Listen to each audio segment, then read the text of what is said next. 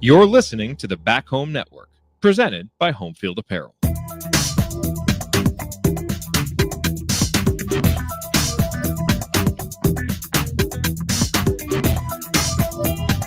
Welcome back to CrimsonCast. Galen Clavier joining you. It is Sunday morning, March 16th. It is tournament reveal day, as we are about, 8 hours or so, roughly 7 hours from finding out who's going to be in the field, who's not. A lot of intrigue this year if you're an Indiana fan, as in addition to the coaching search that everybody's been following, you've got this big question mark about whether Indiana is going to get into the tournament or not. And we're going to dive right into talking about that.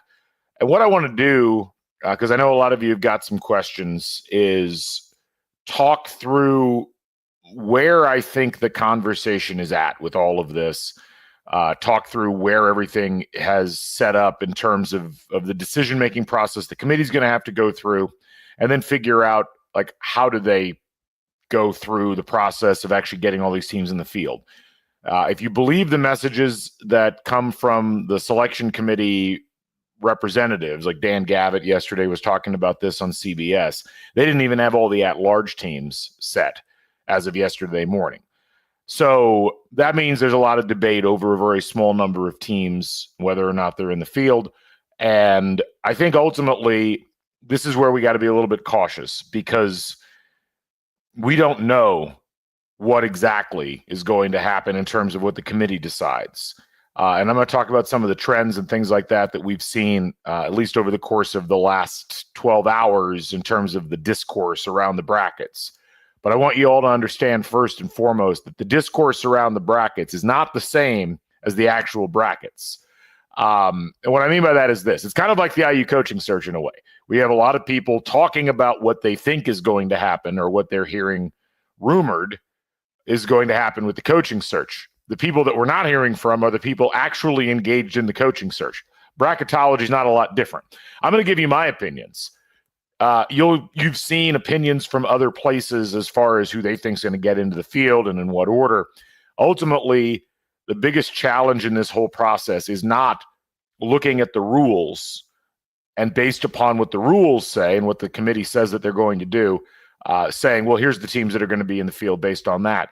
It's trying to guess what the committee is going to do, which always means compromises. It always means that you might value one stat over another, and that might be important to you, and it might be important to a member of the committee, but it might not actually matter that much in terms of what actually happens, because you're going to get 12 voices in there, all of whom have different ideas about what's important in this process. So just wanted to set that expectation ahead of time. Most of you who have been along for the ride with us know all of those things already. First of all, just a quick reminder, we're brought to you by Homefield Apparel, your place to go for the finest in college fashions, softest fabrics, the coolest designs, the place to go if you're a college basketball fan.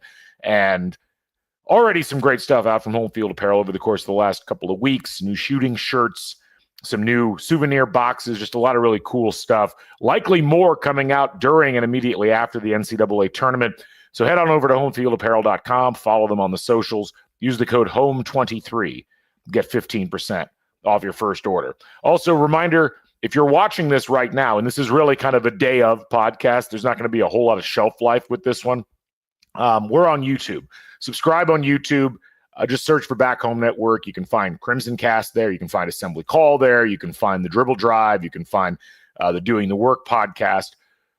Just a ton of things going on in terms of different shows, different things to watch, and you can subscribe right through that. We're also on Substack, CrimsonCast.substack.com. Feel free to subscribe. It's free. We'd love to have you in the community. Anyway, let's dive in, and let's just, I'm going to give you where my bracket is at right now, and then I'm going to walk you through the thought process that I had to get to that level of things. And I'm going to say right off the bat, it is very possible that what I come up with here is not going to be the ultimate decision, but this is how I'm analyzing it. I'm going to show you all the metrics and everything that we're looking at that led me to this point, and then we can talk about what the implications are. There's a couple of bid thief possibilities today. We'll talk through that as well. So let me go ahead and get this called up. For those of you that are watching along, And again, if you're listening to this, you may want to consider switching over to Spotify because you've got video enabled there, whereas we don't have that with Apple Podcasts, unfortunately. All right. So we had a bunch of changes in terms of who the auto bids were. And obviously, we've got some things squared away now in terms of we know St. John's won the Big East. We know Houston won the Big 12. I've got Michigan in right now as the prohibitive or the probable favorite for the Big 10. These things only matter in terms of we have your auto bids and we have your at-larges, and obviously those two things have to reconcile with each other. Looking at the at-large selections, don't worry too much about the order here. And for those of you who can't necessarily see, I'm going to try to zoom in a little bit. Our at-large selections, right now, my last four in the field are Vanderbilt, San Diego State, Texas, and North Carolina. And I'm going to try to walk you through why I feel like those are going to be the last four teams, hoping internally that I'm wrong and that the criteria that the committee will use will be different and it'll actually allow for IU to be in. IU right now I have as the first team out. And I think that it's important to remember that, they've been kind of floating around this area for the last week or so. So when you start off going back to, say, a week ago after that Ohio State win, I think Indiana was about the fifth team in, and then they've kind of fallen back largely because other teams have won some games. We had a couple of bid thieves, including the Colorado State getting in. So now we find ourselves in a spot where we've got kind of a last four. So I want to walk through and look at some of the different teams that we're looking at here. So let me call up Vanderbilt first. I'm going to go through Vanderbilt and San Diego State really quickly because I do think that they have a better argument to get in. Vanderbilt's has gotten progressively weaker. So if you look at Vanderbilt right now, Vanderbilt with a net of 48. I'm going to zoom in a little bit more so you guys can see this. Vanderbilt right now, a net of 48. They're 37th in wins against bubble. They've got a fairly decent resume overall. Where they really shine at this point is they've got wins against Tennessee, Kentucky, Texas A&M, Mizzou, Ole Miss. That's five teams that are very solidly not just in the field, but all of those teams are right now, at least for me, at the 5 seed line or above. You've got a win against Texas, who you're directly competing for a bid with. And then you've got a couple of other wins sprinkled in there that are quad 2, but aren't necessarily that great. You look down the list, they have no losses below quad 2. Vanderbilt's less impressive once you dig into their resume than I think everybody thought at first glance. But they've got enough here, I think, and the quality of wins is enough that I think they're going to be in good shape. I am a little bit interested to see if there's a big debate over Vanderbilt because I do think when you look at their resume, it doesn't compare as quality-wise as you might hope if you're a Vanderbilt fan. Let's go to the next team, San Diego State. So San Diego State, of course, losing in the Mountain West Conference tournament. And there's actually a lot to not like about San Diego State, but the things that I think stick out for them are, A, their strength of schedule in the non-conference was one of the best in the country. They did go out and challenge themselves. Their overall strength of schedule, 64th. They have one kind of unfortunate loss to UNLV that's a tier 3. But beating Houston on a neutral floor, beating Creighton on a neutral floor, and then they have a win over Boise State. Actually, have 2 wins over Boise State, a team that they're directly in competition with. They beat UC San Diego, one of the very few teams to do that this year. They beat New Mexico. I look at all of that and I say, I don't think that they're going to be a team that struggles to get in. I think the committee will look at them and say, we think you did enough overall with all of this. 9 wins away from home as well certainly helps. So now we get into the last few, and this is where there's really, in my opinion, a 5-team race for 2 remaining spots. So I'm going to start off with the teams that are right now in my field, and I'm going to try to explain why they're there. I'm going to start with the one that's going to be the most controversial, which is North Carolina. I am not advocating for North Carolina to get in. And as Caleb points out, let me see if I can call up his comment here. Bracket Matrix right now has 26 brackets out of 102 with UNC in the field. We got another comment here. Texas and UNC are non-starters Texas pathetic conference record, and UNC 1-12 in quad one. All right, so I'm going to tackle both of those because I think that they're both valid arguments. But this is where you can't just look at one or two pieces of evidence. You also have to, unfortunately, I think, consider some of the political ramifications. And this is where, when you just, in my historical opinion, when you look at the way that the brackets have been laid out in the past, you do see a bit of an outsized influence whenever you've got an athletic director on the committee. So North Carolina is a bit of a tough case because, as has been pointed out, they're 1-12 in quad ones, and you've got UCLA, while still a quad one win, out of the top 25 in the net. The wins that North Carolina's got are not impressive. North Carolina has one win against the prospective field, and that's against UCLA. They have a couple of wins against teams that are right on the fringes: Dayton, Wake Forest, SMU. They have the one kind of bad loss by 1 point to Stanford. I don't think they're going to get punished too much for that. Where I think North Carolina's argument largely lies is that they have 10 wins away from home. Their net is 36, and that is one of the primary sorting mechanisms. Their predictives are very good. Their BPI is top 25. Ken Palm's 33. I realize I'm kind of out on an island with North Carolina, and I hope I'm wrong. I don't think North Carolina deserves to be in the field. I really, honestly do not. But I will be surprised if they're not in the field, simply because I have seen with an athletic director, especially as the committee chair, I have seen it happen before. And I think the argument will be made, well, North Carolina was one of the best teams in a power conference. They won 22 games on the season, and they are a top 40 team in the net, and they are, in some cases, 10 to 15 spots ahead of other teams in the net, which is supposed to be the metric that the NCAA is using to figure out who the teams that are most deserving to get into the field are. So when Chad says in the chat, UNC and over IU is akin to your pod about Painter as a coaching hire option, are you feeling okay recently? Yes, I'm feeling fine. I'm just saying this is where, as I've looked at this, it's hard for me to shake the ghosts of some previous selections past where a team like this has gotten in. Noah says, wasn't UNC left out 2 years ago when they were on the bubble? Sure, they were. I think this is a different scenario, all things considered, largely because that year there were teams that had clearly better resumes. And I think the problem with North Carolina, with Texas, with Indiana, is that most of them have bad overall resumes. There's not a lot there to clearly say this team is in the field. So I look at North Carolina, and even though, as Caleb points out, Gavitt said that predictives aren't as important as who you beat. That's true, but they also are using the net to try to figure out exactly who's going to be in the field. It doesn't mean that the net is the end-all, be-all, but the predictives are baked into the net, and you have a North Carolina team that played the fifth toughest non-conference strength of schedule, played a lot of those teams tough. I just have, again, not arguing for North Carolina, but I can see the arguments in the conference room being, well, they've shown the potential of doing this, and they've come really close on a bunch of occasions, and they also won 22 games. So, again, I hope I'm wrong. I really don't want North Carolina in the field.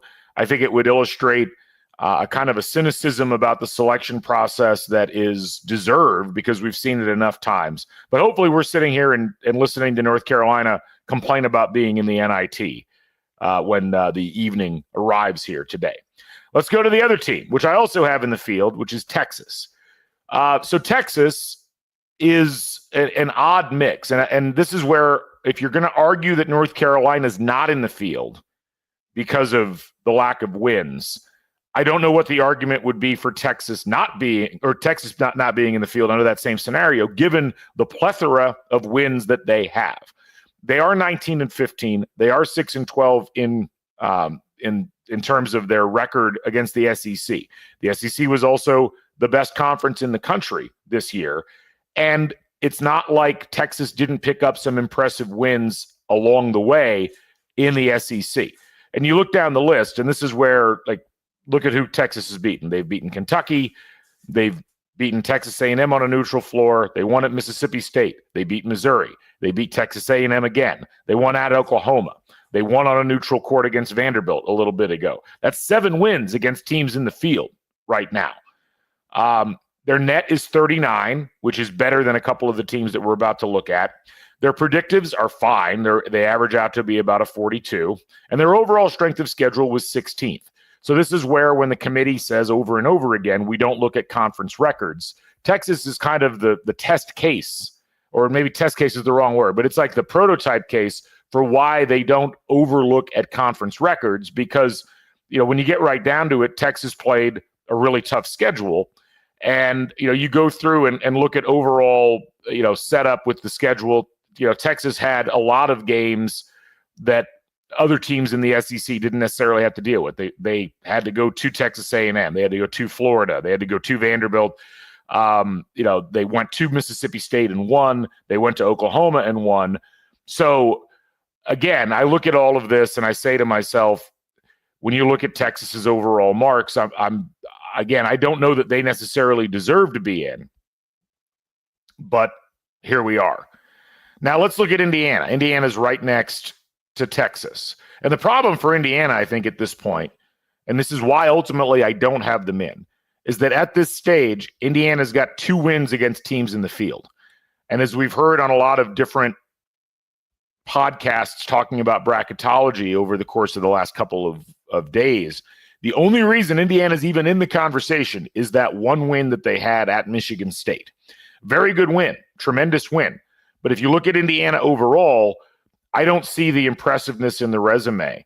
They don't have the close but didn't quite get the job done numbers that North Carolina has. Indiana's net is 54. North Carolina's is 36. Indiana's only won 5 games away from home. North Carolina's won double that.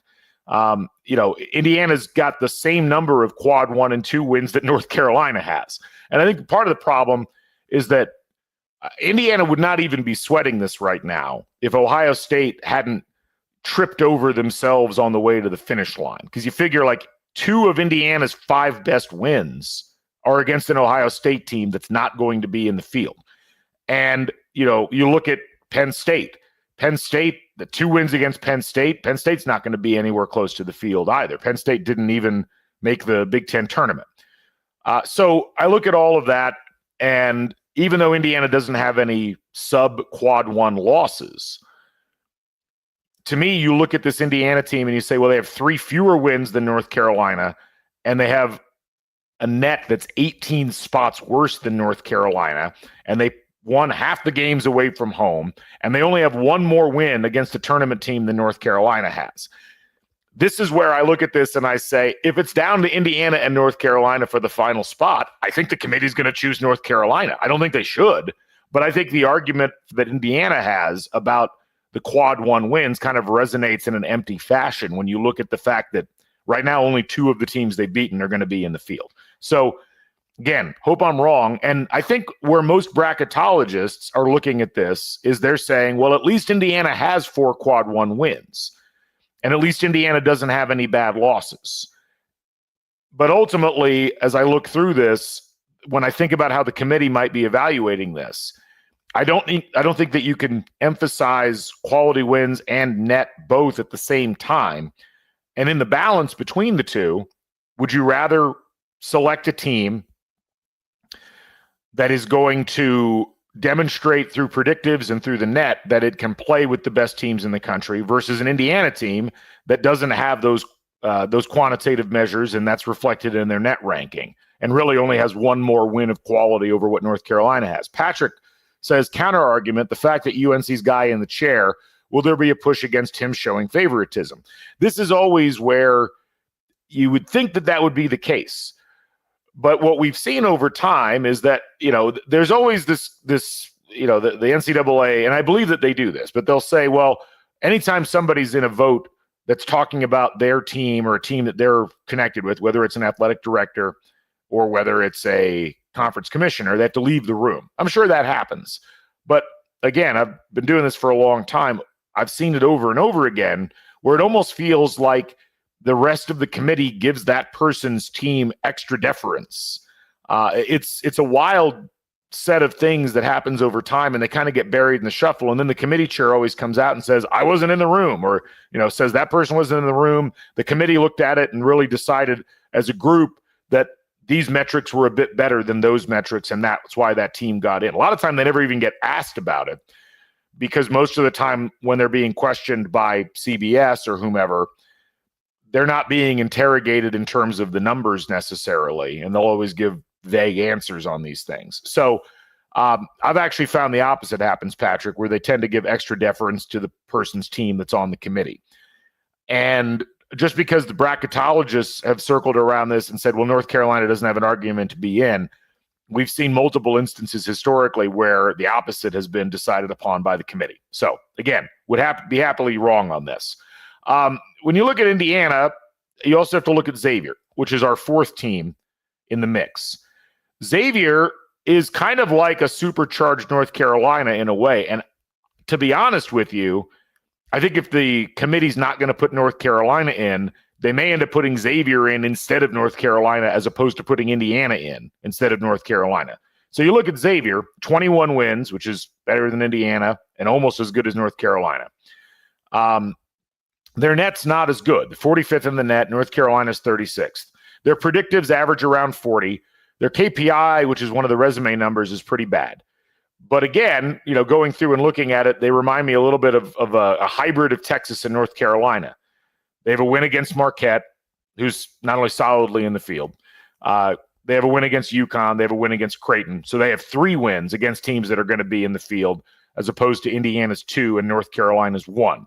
They have a strength of schedule of 60. They have 6 wins in road and neutral sites. That's kind of a ding against them, but it's still better than Indiana by 1.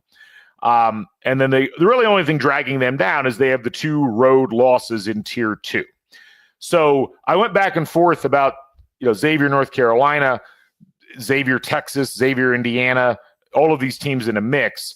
I have Xavier as the first team out in my field right now. Let's go to Boise State.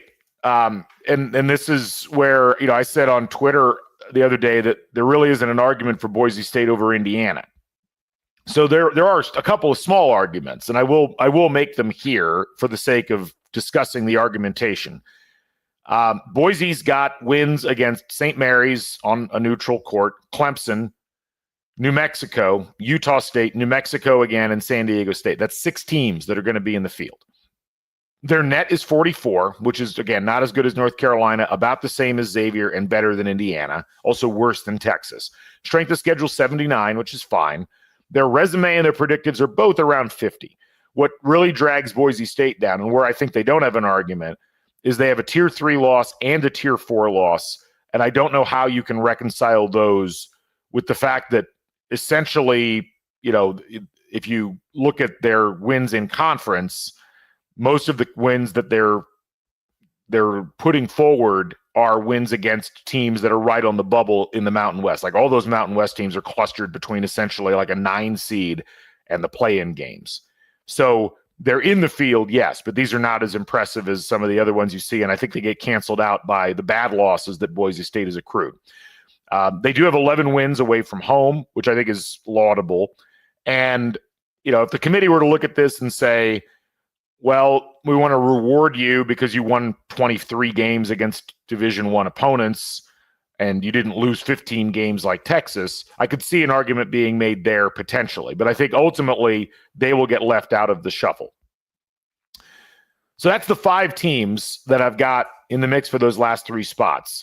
Would I be shocked to see Indiana and Xavier instead of Texas and North Carolina? No, not at all. Would I be shocked to see Boise State and Indiana in place of like a North Carolina and a Texas? I'd be a little surprised if Boise State was in that mix, but I wouldn't be shocked. I don't think there's another team right now that's really in competition for those final 2 spots. I just have a sense, looking at what all we're seeing in the mix here from a data perspective, I just have this sneaking suspicion they're going to opt for Texas, and they're not going to allow the season to end with so few ACC teams in the NCAA tournament. That's again, hope I'm wrong. Hope that North Carolina is in the NIT where they belong. But that's the rationale that I've got for why we're doing things the way we're doing things. So let me look. Let's go over and look at the seed list and kind of see where we landed with everything on that front. And I'm going to zoom in a little bit more here so we can see.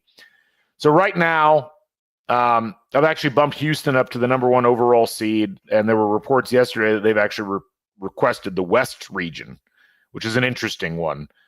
I can see why they would do that. I think if I was Houston, I'd rather play in San Francisco than play in Indianapolis, simply because there's a lot better chance of running into a team that's got a home court advantage in Indianapolis than there is in San Francisco. I've got Auburn as the 2 overall. I've got Duke as the 3 overall. And then I think Florida has definitely demonstrated that they're a 1 seed. So I've got them as the 4th overall. Tennessee, Alabama, Michigan State, St. John's. I think the 2 line is pretty straightforward. And then my 3 line is Texas Tech, Iowa State, Kentucky, Maryland. And then to round out the protected seeds, Wisconsin, Clemson, Arizona, and Michigan. That's a really tough one. I could see Michigan being as high as a 4. I could see them being as low as a 6. That's one of those teams it's really hard to predict where they're going to land in the mix, because, again, they are one of those teams that has a resume that's big on wins, but their predictives aren't particularly good. And so I could see the predictives dragging their seeding down into the 5 range or maybe even the 6 range. But then on the flip side, you've got a team that, was, right near the top of the Big Ten and is in the Big Ten title game today. So nothing would surprise me on that front. If you go down the list, you've got Vanderbilt, San Diego State, Texas, and North Carolina basically straddling the 11-12 line. I've got VCU right now ahead of West Virginia. West Virginia is my last bye team. And then you've got Oklahoma, Arkansas, Utah State, New Mexico, Georgia, Baylor, UConn. That's that next grouping of at-large teams going up. I think UC San Diego, it was wise of them to win last night. I think it would have been tight for them to get into the field if they hadn't gotten the auto bid, but they picked that up last night against UC Irvine. I don't think UC Irvine gets in. I don't see the argument for that. Colorado State gets in with the auto bid from the Mountain West. They're a 12 seed. Drake's a 12 seed. Liberty wins in Conference USA last night. And then McNeese, of course, in the Southland. That rounds out the 12s. When we look at bid stealers, there's really only 2 things to look at today. One of them is going to be the final of the Atlantic 10. Always feels like they're in the mix. You've got George Mason and you've got VCU. VCU, when you look at them, they're, to me, a little bit of a supercharged North Carolina in that they've got 26 wins. They've got 12 wins away from home. Their strength of schedule, though, is 133. Their resume numbers are fairly good. Their predictives are great. Like, their predictives all essentially equate to them being a top 30 team, but they really don't have a lot of wins. Like, they beat Colorado State on a neutral floor. That's an auto bid team. And then they've got nothing else of note. They also have a quad 4 loss to Seton Hall. Now, I think the overall quality of their resume and their metrics puts them in a position where they could potentially make the tournament if they lose today. But I'm having a hard time reconciling the idea that if VCU loses to George Mason today, that they would automatically get in. We've talked about how the committee really does appreciate, as I think they should, teams that win a lot of games. And it's not like VCU's strength of schedule is awful. But again, I'm looking at VCU in North Carolina, and I'm saying to myself, if you're going to argue that VCU should get in, North Carolina's essentially got a very similar resume with a few fewer victories and a much better strength of schedule.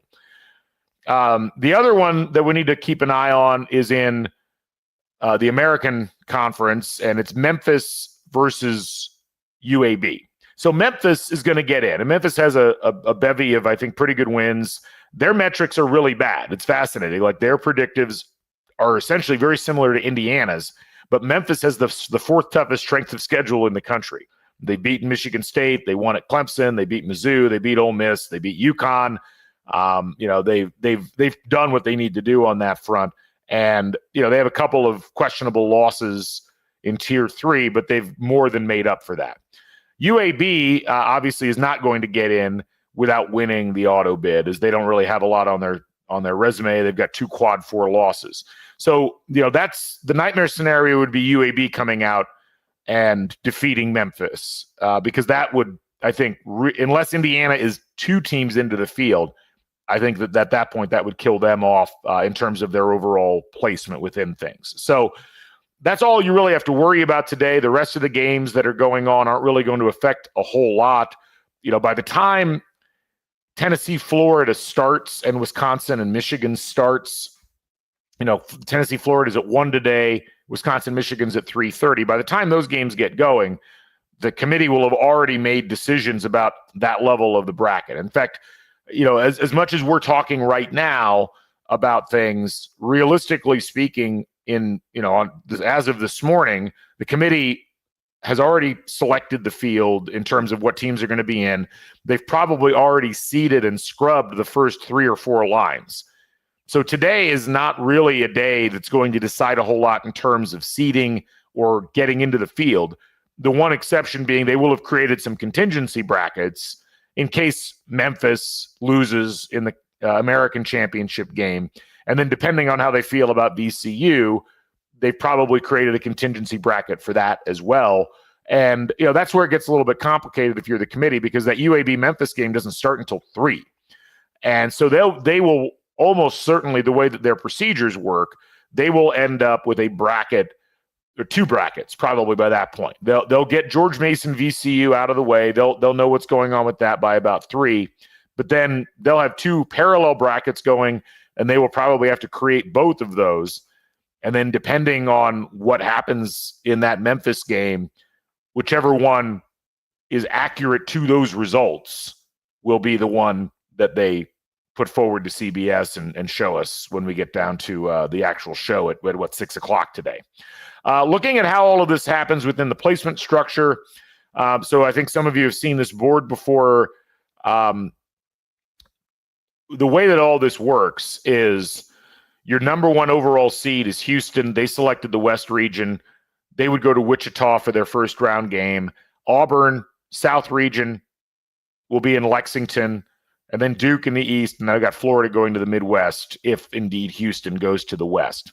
That then requires us to separate the SEC teams from each other. So normally Tennessee, through an S-curve approach, would go to the Midwest, but they can't because you got to keep Florida and Tennessee separate. So Tennessee goes to the East, and then Alabama would normally there go to the Midwest. They can't do that. They can't go to the South, so they have to go to the West opposite Houston. And then that slots Michigan State into the Indianapolis region, which is beneficial for them. And then St. John's goes south and ends up being paired across from Auburn. And then you continue down the S-curve. Texas Tech ends up in the East. You've got Iowa State in the South. You've got Kentucky in the Midwest. And Maryland has to get shipped out west. And then Wisconsin in the South is the 4 seed. You've got Clemson in the West, again, to keep them away from Duke. Arizona goes to the Midwest, and Wisconsin goes to the South. So that's how I've got it looking at this stage. The 2 play-in games, 11 seed games at this point. And from there, you kind of have to account for a bunch of different things. You have to account for you don't want to have conference rematches prior to rounds 2 or 3, or really prior to the Elite 8 if you can avoid it, unless the teams have only played once. You want to avoid regular season rematches, which gets really hard with some of these teams this year because a lot of them played each other. Like it feels like Gonzaga played everybody and Memphis played everybody. So as 8-9s, that makes it very difficult to find good spots for them to go.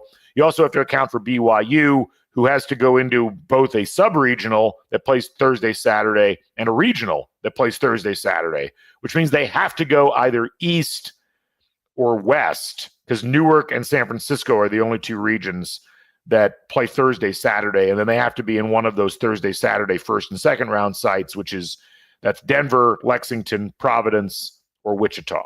So all these things have to be factored in, and that's why the committee's going to have to do a lot of work ahead of time, because it's not just about sliding in UAB, moving Memphis down a spot, and then going from there.